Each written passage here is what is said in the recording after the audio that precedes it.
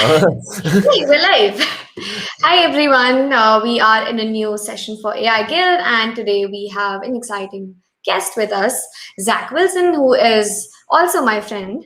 I have met this amazing personality through LinkedIn, and I cannot thank LinkedIn for that. He's such an enthusiastic person. He's currently a tech lead at Airbnb. He's been with Netflix as a senior software engineer, and he's also worked with Facebook before. He has an amazing set of experience with his engineering career, and he has a lot of tips to share with you. Apart from work, he's also an adventurer and enthusiast. So he is into all kinds of gaming and is also into hiking. So that's what I've been looking at you, Zach. Like, you've been traveling a lot during the pandemic, and yeah, I do envy you for that. yes.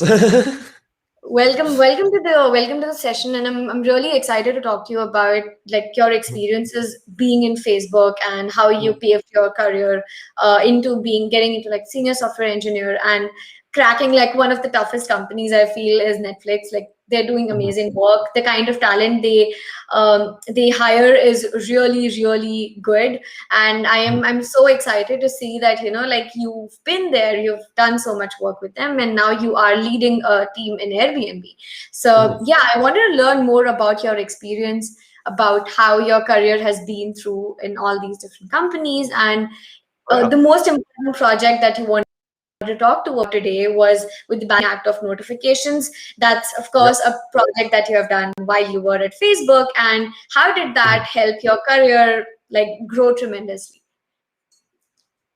Yeah, I'm really excited. I think that especially that was one that like really like lit my eyes up to like how like data is just so powerful, and like having the right metrics and goaling on the right things is super important, and like and not having data can also make you make bad decisions. So like, yeah, I'm really excited. Yeah, absolutely. So yeah, the floor is yours.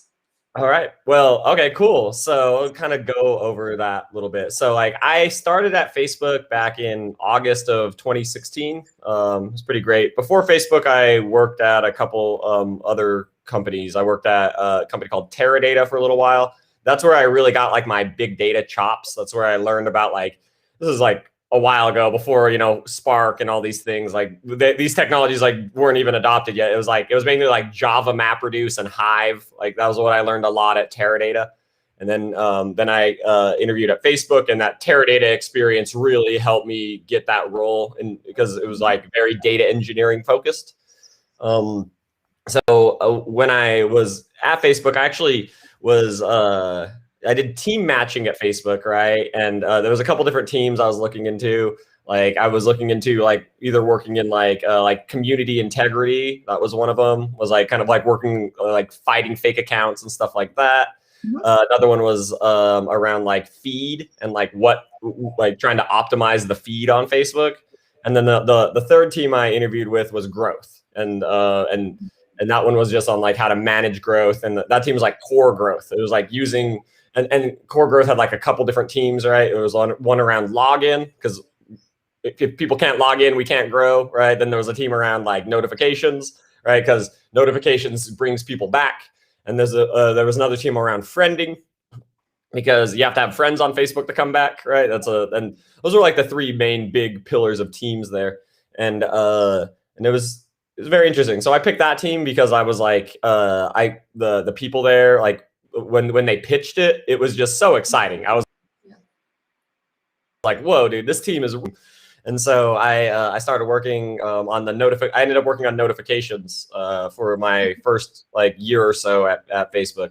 And so I got hired as like a level 3, which is like a junior engineer at Facebook. And yeah, it was great. It was really a really exciting time in my life for sure. And and so I like one of my very first projects was on like how to build some new metrics in notifications so that we could have like we could make more thoughtful decisions when we are doing A/B tests, right? Yeah. Because notifications are this very interesting lever for growth, right? Because if you send a lot of them, you're going to get more people. You're going to Yeah. like the more, like if you send more notifications, you're going to get more people to come back, and then you have more users and more active users, right? It's like, and that's generally how it works, right? So, Yeah. oh, God. So I I'll speak a have little a question for you Sorry, there. man. I just get so excited, right? I can see that you're an exciting Yeah. personality. So I All have a right. question for you, Zach. Yeah. There, when we talk about having notifications, right? Yeah. Yes, like one of the major goals for Facebook as a company, for them is to increase user engagement. They want more people to come on the platform, to use the platform more, and to engage more onto the platform. Again, could be because of ads, could be because of them to use marketplace and so many different products on the platform. But how do you? This is again like a product-based question, which I wanted to like have your thoughts on. How do you manage? What's the right number of notifications? Because it has happened to me that, you know, sometimes I download an app and they send me like 20, 30 notifications all through the day that I get so pissed off, and I'm like, you know what, I don't need any notifications from this app. And that is kind of going to bar users from using Facebook as much. So how do you so as a product person, or like as an engineer, how do you grow on that metric that we want to send them notifications, enough notifications, but not overwhelm them with notifications? Yeah, that's a great question. That's a very, very great question. So like, I would say that a big part of that is you need to be looking at more metrics than just like growth, or like how many people come back, or even like click-through rate. You know, click-through rate is a big one, right? Where people are like, oh yeah, we can just, if we send a notification that we think has a really high click-through rate, that's a big deal. So a part of that is that's what one of the metrics that I helped develop in this project was this metric is called reachability, right? Which was what this metric was it measured how whether or not Facebook could actually send a notification to this user, right? And I built that for like every user, and that was the data set. And that data set really helped answer these kind of questions of like, how many notifications is too many, is like, because then you can do A/B tests, right? Where it's like, we send this many people a certain amount, we send this many people a certain amount. How many people turned off their settings, right? And like, how many people, that was the kind of we used that as like a guardrail metric, so that we were able to understand like how that impacts the whole thing, because our goal is still growth, which notifications can help with. And I think from another perspective, like on like how many notifications is too many, is like a part of that is around having relevant notifications, right? Because you really want to be able to kind of construct machine learning in such a way that like most of the notifications that you do get are like good, right? Because and if they're good notifications, it's usually like you can send a certain amount, right? And that the people are okay with it. It's mostly people turn off settings when it's like you get like a stupid notification, right? Where you're like, why did I get this? I'm like, this is not relevant, right? And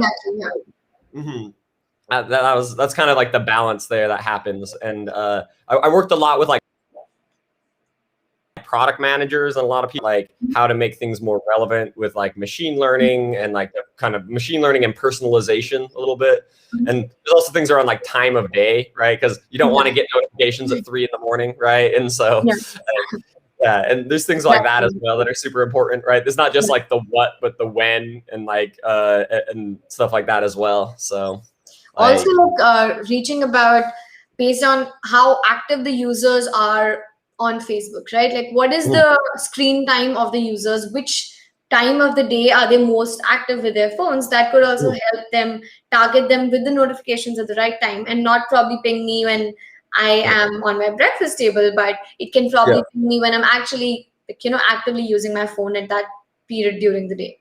Yeah, that makes I totally agree, and that like that's a big important piece of it. Like, and I think one of the things that was interesting about like this project was that like when I was developing like this reachability metric was that like it was I initially, when I was like, oh yeah, this should be pretty easy. Like, and like when I heard about like what the concept was, and I'm like, okay, isn't this just like a push settings table, right? It's just like, is like yes, no, push settings, like group by, is it a 1 or a 0? Done, right? It should be that easy, right? You know, but Yeah, it's no, of exactly. course not. It's never that easy. Yeah. And because for a couple different reasons, like one of them is around for push, right? Is you can have someone who has their settings on, but like when you try to send a push notification to them, it just never gets delivered because like one, they might not be like the last time we saw their settings like was like a long time ago, and like they have just never, they haven't connected to the internet in a while, right? And so like technically their settings are set in a way that we can send them a push, but can we actually send them a push? Not really, right? And that's where like a part of this developing these metrics was we had this definition of like reachability, and then we had this definition of effective reachability, which is like all, and the other one was, can we send something that is delivered? Can we send something that their phone will actually receive and that they will actually see? And they were kind of two separate kind of metrics that we were kind of working with, because one of them is kind of like a little bit more naive, and the other one, like that when you think about like the effectiveness of it, that's where like developing this kind of metric became really complex.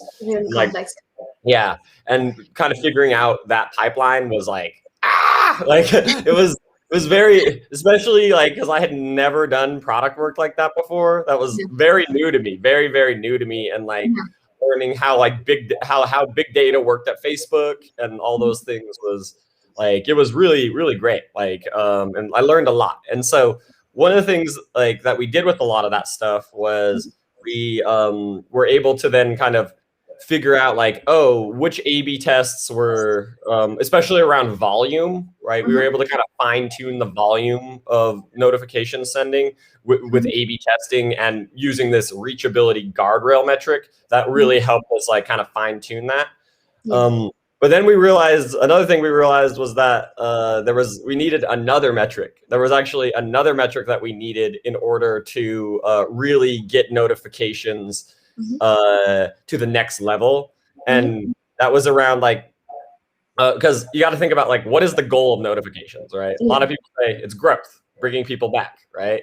But is that really what the goal is? Like a lot of people, it's not really the goal, because if they just come back and then they click on the notification and then they look at the post and then they leave, oh no, that's not really worth it, right? It's not like, it's not really what the goal is. Really, the goal is to create a network effect, right? Because you want the notification to then create them to bring someone back. Chain of posts, right? And then they should then create like a like, comment, post. They should do something. They should do an interaction of some kind, right? And if they do that interaction, then that will, you know, maybe generate note or generate other things like that, right? And so what we needed to do was create an kind of a new metric, which we called like downstream, which was like, how many, like what is the probability that this notification will generate a downstream action? And that was a very, very huge smash hit. Like that metric was a smash hit, because that really, really helped us kind of learn more about notifications as a product, and learn like, okay, what notifications are actually really good at generating this network effect and generating this kind of, you know, virtuous cycle of like people commenting and sharing and stuff like that. And it made notifications a lot more relevant. And it was really, really cool. Like makes sense. So I had a question around this like approach, right? So we've been mostly discussing about A/B testing, right? We are saying that, okay, now we are going to subcategorize people into different groups and have them control and test groups. And now we're going to test what is the right kind of notifications, what's the right amount of notifications, when should we give out the notifications, etc. But are there any situations which you have encountered as an engineer while you were at Facebook, where you were thinking that, oh, in this situation, I do not have a use case for A/B testing, because not all use cases can be modeled into an A/B testing, because you might not have access to do something that sort, right? You might not have access to do a comparison before and after effect, right? So how do you approach that kind of a problem where A/B testing is not the right solution? Oh yeah, and those, especially like when we were having bigger kind of restructures of the notifications and trying to figure out like where you have too many different test cells that like where the A/B testing doesn't work quite as well. A lot of that like is you got to defer a lot of that a little bit to like the design people a little bit and be like, okay, does this make sense? Is this like a good design? Is this like a good, you have to kind of lean into empathy and think about like, okay, this makes sense. Is this something that like really makes a lot of sense? And that like, is this something that we want to do?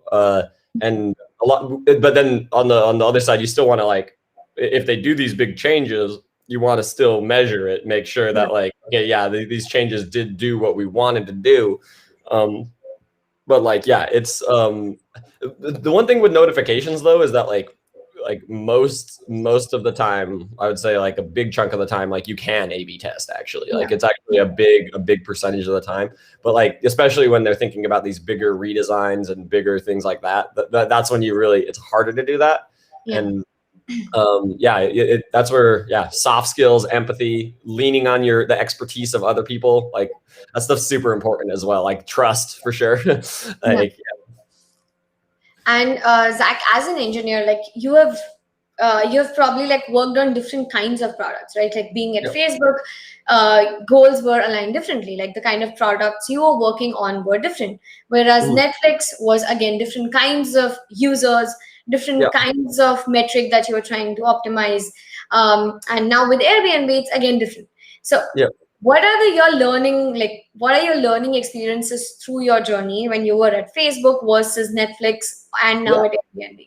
Oh, that's a really great one. So for me, like I would say a big thing, like at Netflix, I worked in like information security for the most part. I worked in like how to like keep Netflix secure by like looking at a lot of data, trying to find like hackers and stuff like that, looking in data.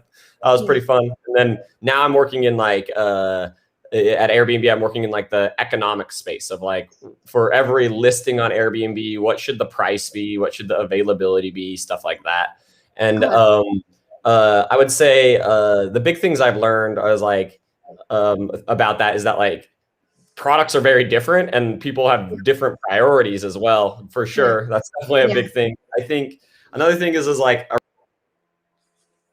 around like a big thing I learned is that like you really want to be able to understand your users, because like there's more to it than just like looking at the data, right? You need to be able to have like some more like there's like an intuition or a sense, like a product sense sort of thing that you really need to have to really be a very good data engineer at Facebook. That's like a thing that you need to have, is to be able to kind of like understand like, okay, what do our users want and like what do they expect and things like that. And like really having that kind of empathy for users is like, I felt that like a lot more at Facebook than at Netflix or Airbnb, because like because it's like I was way more like in the product space at Facebook, whereas like these other two I'm a little bit more in like the infra space a little bit more, which makes a pretty big difference, I'd say.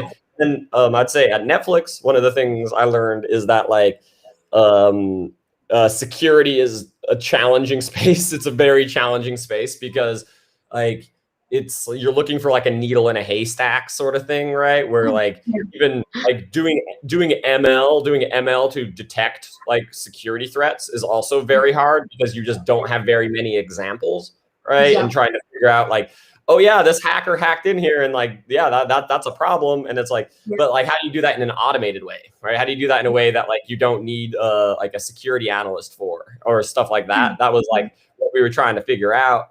And it's a challenging space for sure. And I would agree. Like with security, like I've not worked in security, but as far as like heard from people or like what I've read, what I understand is that it is a very challenging machine learning problem, because there's not enough data to detect a pattern. And every time a different hacker is going to try their own different kinds of methods to do it. And there's nothing similar between the methods that people are using when they're trying to like perform any kind of attack. So it becomes like a very challenging machine learning problem whatsoever. And it's like the two sections of security is, can you do something, detect something before it is happening, or what could be the like measures that you can take after something has happened, right? So those are like the two sections of it, right? Yeah, for sure. And like one of the things that's really cool that Netflix, which I think is like, I don't see them doing it in very many other companies yet, but I think it's something that will get adopted more like as like time goes on, is so Netflix has this thing called Chaos Monkey. All right. So which sounds like it's a crazy thing that like when you think about it, you're like, really? Netflix is doing that? So like what Chaos Monkey does is like it will like simulate like outages and simulate outages and people infiltrating the secure areas. And it will and what that does is like it helps generate data points, even though they're like simulated data points, but it helps create data points in a way that's safe, right? Without having to have something like what happened with Equifax, right? Where or like any of the other crazy big data breaches that happened, right?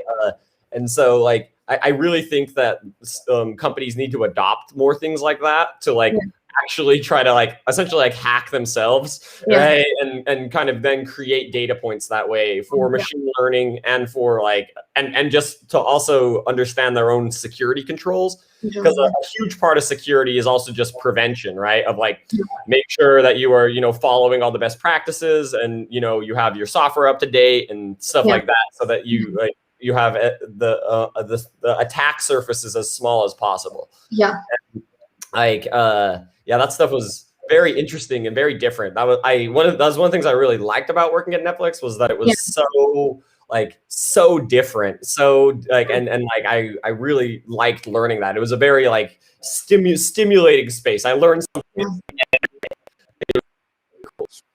Oh, I think your voice is breaking off, Zach. Oh, my paused your videos. Yeah, I can see you now. Okay, awesome. Yeah, I was just kind of for like a few seconds. It was just pausing out. Okay, no worries. So yeah, like I want to come back to our topic for today, which was around like balancing the active notifications, right? So could you probably talk a bit more about like the technical aspects of it, about like what kind of models were you guys using, or when you say that you are A/B testing is like one part of it, right? Like when you said you want to like build better notifications, were these notifications built through, what kind of models were these notifications built through? And the second question that I have is, when you want to have that network effect, when you want to like build that chain of posts one after the other, similar to what we see in Facebook or Instagram, right? I open the notification, I see an interesting post, and then by the time I've finished watching that, I immediately get a new post. And that's how they get me hooked onto the platform, because one after the other, they are pushing out the right kind of content, which is going to keep me on the platform.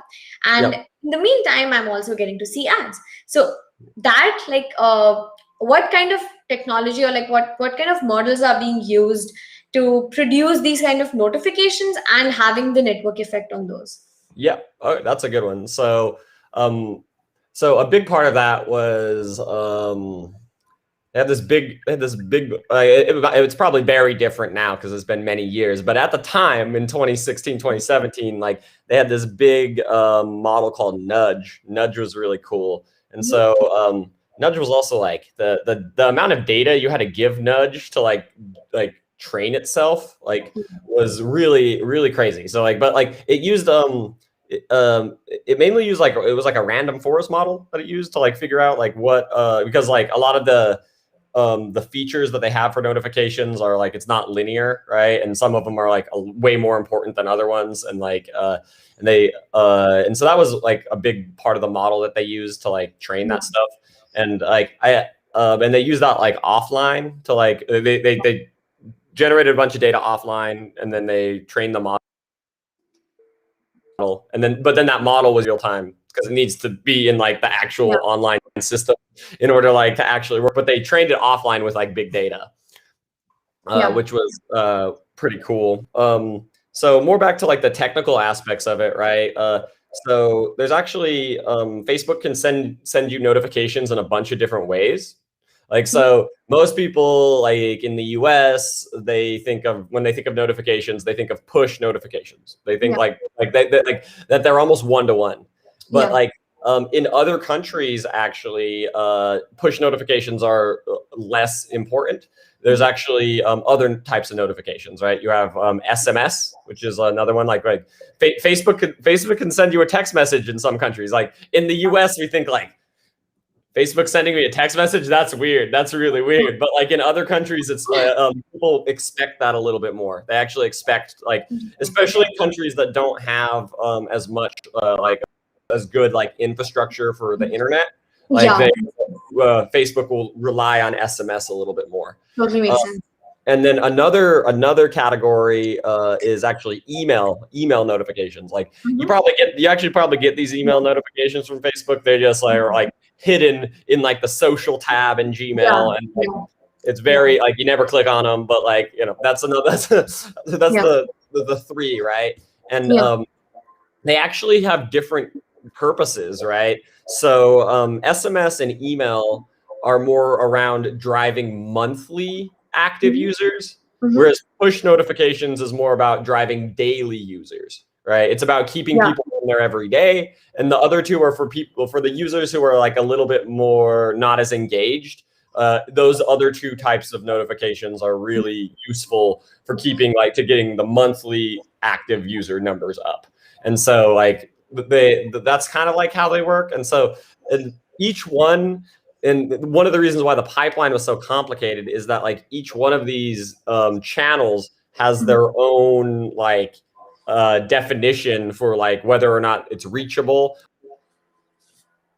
Like there's can we send them something? And then the other one is like, have we sent something that's been delivered? Essentially, there's both of those definitions were important. And like for example, with email, it was like you can send an email, but like it could bounce, right? It could totally bounce. And and we had to come up with like kind of a heuristic there of like, how many emails do we send? Or how many bounces do we get before we quit sending emails and we mark it as unreachable, right? Yeah. And that was another kind of thing that I worked on, was like trying to figure out like what the right rules there were. And then SMS is interesting because in some countries, sending an SMS is like free. Because you have these things called direct binds, which make it free. But then in other countries, it is not free, and so there's like, and then like Facebook has to decide like, okay, how much money are we going to spend on SMS, and what countries are we going to spend it on? So then it's like in some countries, it's like they might be in a country that like we want to send or that we could send them an SMS, but Facebook doesn't want to pay for it. So because it's not a country that they're targeting right now, so they're not really reachable, right? They're reachable in the sense that, yes, we could send them one, but we don't want to pay for it. So then they're actually, in that case, they're reachable, but not effectively reachable, right? So all of these things like together, like kind of like build that reachability picture for like for every user. And like, it's very interesting how those things kind of work together. Like, and that was like a big kind of thing I worked on, was that. And then the other piece I worked on was I built this thing called the notifications one pager, which essentially tracked all of these metrics. It tracked like the reachability metrics, it tracked the growth metrics, and it tracked all these different like it was essentially one place to look at like the health of notifications to see like, okay, like is the notification system doing what we want it to be doing? And it was a very good place to kind of like diagnose. And there was a lot of dashboarding involved, right? And Facebook has this tool called Unidash, which was pretty cool. Like, because initially it was in Tableau, right? And I love Tableau. I actually like Tableau a lot. Like, a lot of data engineers are like, I don't know about Tableau. I like Tableau. Yeah. Yeah. Yeah. So, and then we moved it to Unidash, which is like a lot more SQL based, which I was like, cool. That's where I learned about, I don't know if you've ever heard of like grouping sets, right? So, grouping sets is like a SQL construct where if you want to group by a bunch of different aggregation levels, then you do that. Like in this dashboard, we had two grouping sets, right? We had one that was based on country, and then we had one that was overall. So like you could, and we had one query that made it so you could look at either, right? So you could like filter the dashboard to like, okay, what is the global view, or what is the view in India, or what is the view in Japan, right? And you can see both, like, and then you just have, there's just like a picker at the top, and you can just kind of switch between them. And that was really cool. Like building out that dashboard was really cool because like I didn't work as much in the ML space when I was working at Facebook. Well, I mean, one of the reasons was I was like a junior engineer, right? I was not like I wasn't doing the fancy stuff because they're not going to trust me as a junior engineer to do that. Like definitely not. Like, and so, but the cool part was about doing this project that I thought was really great was that I was able to deliver a pretty tangible impact to Facebook because like the notifications did become more relevant. And even as a Facebook user, I was like, whoa, like I see my own work, like actually like it's alive, like it's actually working. Like this is cool. That's so cool, right? Yeah. Oh yeah, it was really great. And I actually, after delivering on this project, this is what got me promoted to mid-level engineer, to like L4 at Facebook.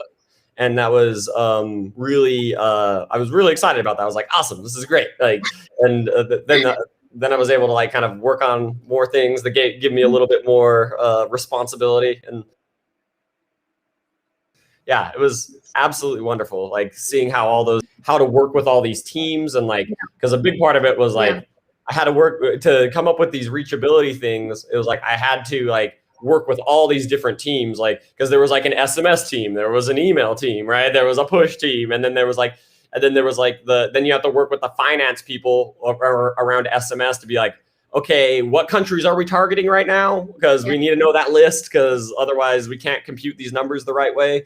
And so there was so many different like teams we had to work with. And that's another big part of data engineering that I think a lot of people forget about, is that like, it's not just being good at SQL. Like, it's not like, that's a minority part of data engineering. Like, I'd say the biggest part is being able to work with people, come up with good definitions, being able to communicate really well, being able to sell yourself really well. And like, if you could do those things, that's really how you kind of like become a really rock star data engineer, right? Is like, you need to be able to really do those things and then have the technical skills to deliver, obviously. But like I think that a lot of people forget about that. They forget about like the teamwork and the communication pieces that are like so important. I absolutely. Even like when I am working with different teams, right? Like we have like product engineers, we have like stakeholders, etc. And it's really important that even as engineers or as computer scientists or data scientists, we need to understand that the point is not about developing the fanciest machine learning models. It's not about developing the like the most amazing or the most complex deep learning model. It's about, is it actually creating a business value? Like, is it actually making a difference? Is it like, even with the smallest linear regression model, if you are able to change something drastically, if you are able to create that business value, that is what is more important than getting into like, than having a model centric approach. And that's something which I felt was like, that's my learning experience, that when I was in academia, people were more focused on the theoretical aspects of it, whereas when you actually enter the industry, you realize that theoretical aspect is only going to push you towards like a certain limit, but what is more important is to see what value are you delivering to your organization, to your business, and like how it's being delivering output to the people who are using it. So that's a really important aspect that I understood. And Zach, like from your experience, you've been in as you were in these different companies working on different products, you would have learned things during your journey, but what are the other ways that you keep upskilling yourself by? Like, what are the other things that you do to, like upskill yourself on like a daily basis? Or do you have like any goals in terms of, I need to learn these many things, I need to do these many courses, etc.? That's a great point. Like, so I love learning. I love doing a lot of stuff like that, because one of the things for me of like, when I went to Netflix was like, I was like, I want to not do data engineering as much anymore. I want to work on like other stuff. I wanted to be like software engineer. But like I had one of the things I had in that was like, I want to be a software engineer, but I don't want to level cut. I'm not going down. I'm not going to go back. I'm not going to be down leveled to be a software engineer. I need to learn everything I need to learn, and kind of have it be a lateral move as opposed to a down level. Yeah. And a big thing I did there was I've worked on a bunch of like startups and stuff, like a bunch of like little projects, things that I've like tried to like get off the ground, or like a big thing I do is like I have hobbies, right? Like I work like, so one of the games I really like was this game called Magic the Gathering. It's like a card game, right? It's kind of like Yu-Gi-Oh and Pokemon. It's like that. It's like a card game that you can play. And I built this app for it, right? Because one of the things I needed to do to become a senior software engineer at Netflix was I needed to be good at full stack, right? I needed to do like full stack development. And so I built this app for Magic the Gathering, which was like, I learned a lot about Android development, a very long time, but like I did learn a lot about Android development, and then also like full stack, where I built the server, the app, I built like the whole thing, and to kind of like learn these pieces, right? And like I don't generally like learn very well from courses, right? I don't because I like to build stuff. Building things and like building projects is really what I like to do. That's how I like learn my skills, because like I don't like book learning as much, I guess. Like that's one of the reasons why I didn't go to grad school. That's one of the reasons why like I haven't like, I got my bachelor's degree, and I'm like, I'm done. I'm just gonna only learn. I'm gonna learn in the way I want to learn, right? And so I've worked on that. I've worked on a bunch of other little projects. Like I got obsessed with the game Halo 5 for a while. And wow. Yeah. What I wanted to do was, and the cool thing is all these games have APIs, right? So you can get all your data, and then like in Halo 5, one of the things I wanted to do was figure out what my dream team was, right? And like who were the people I needed to play with to like take my game to the next level. And so I built an app. And what the app did was it showed like my averages, and then like what my averages were when I was playing with all my teammates. So then it was very clear, like, okay, I need to be playing with these people, and it's obvious, and this is my dream team, and like I need to play with these people at this time, and then that's how I win, and that's how I become the best in the world, or something like that, right? And like that's the whole idea. That's a very smart approach of playing a game. I never thought that you could possibly not just play a game for the sake of it, but like in terms of like entertainment, but you can actually come up with an engineering around it. That's very cool. Yeah, and I've done that with that's how I've like really done a lot of my like learning, is I do that because I just love video games so much. Video games are great.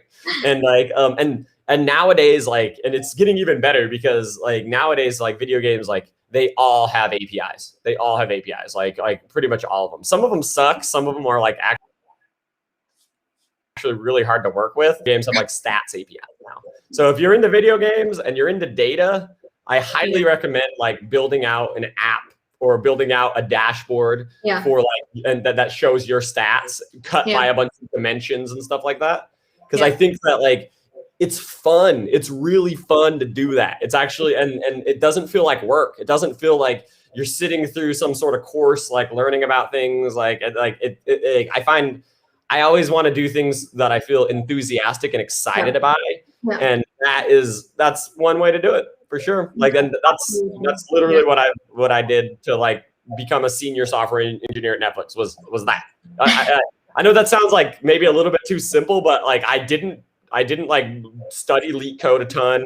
I didn't do any like, crack the coding interview. I didn't do anything like that. I just worked on projects that I enjoyed, and it's been really fun. Yeah. That's really cool. So I had another question for you. In terms of In terms of playing video games, which one do Yeah. you prefer, Zach? Is it PlayStation or Xbox? I've been so that's a good question. So like I when I was a kid, I was on Team PlayStation till I was like 12 or 13. Then like I made a jump to the Xbox 360 and Okay. I have never looked back. I've been on Xbox since like yeah, like 2007. I've been on Xbox, but I was on Team PlayStation for my formative years for sure. So you've been on both teams. Nice. Yes. That's really amazing. So next time I meet you, I know what to get you.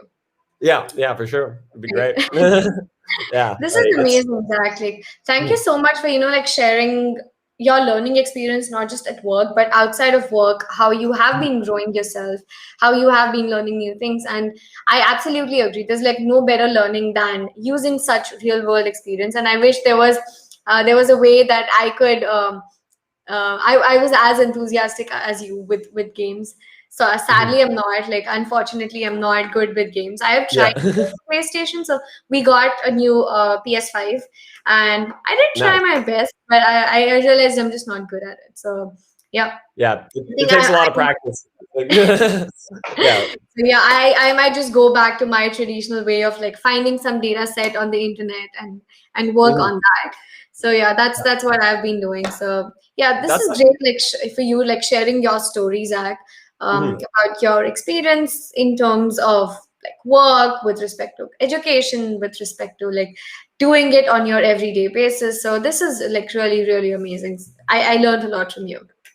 Yeah, for sure. Like, and that's actually one of the things that I think is also like one of the things I recommend to like my mentees and stuff. Like, obviously not everyone loves video games, but like generally speaking, like everyone has a catalog of items that they care about, right? Yeah. Like whether you're into like makeup or you're into like cards or you're into like traveling or you're like there's gonna be some sort of catalog of things that you care about. Yeah. And that's a data engineering problem because then you can web scrape, get that catalog of things, and build an app.